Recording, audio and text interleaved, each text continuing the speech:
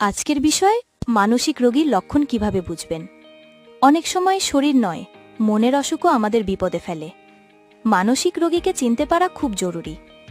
যদি কেউ হঠাৎ অস্বাভাবিক রেগে যায়, ছোট ছোট ব্যাপারে ভেঙে পড়ে, ঘুম না হয়, সবসময় দুশ্চিন্তায় থাকে, এগুলো হতে পারে মানসিক সমস্যার লক্ষণ।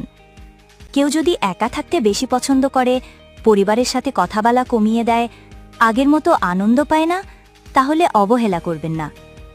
সমস্যা লুকিয়ে রাখলে অবস্থা খারাপ হয়। প্রথমেই রোগীকে ভালোবাসা ও ধৈর্য দিন। চাপমুক্ত পরিবেশ, নিয়মিত ঘুম, ব্যায়াম এবং পুষ্টিকর খাবার মানসিক স্বাস্থ্যের উন্নতিতে সাহায্য করে। তবে গুরুতর হলে অবশ্যই মনোরোগ বিশেষজ্ঞের কাছে নিয়ে যেতে হবে।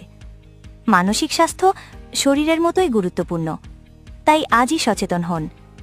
আরও দরকারি স্বাস্থ্য তথ্যের জন্য ডক্টর দিদি চ্যানেল লাইক, শেয়ার আর সাবস্ক্রাইব করুন।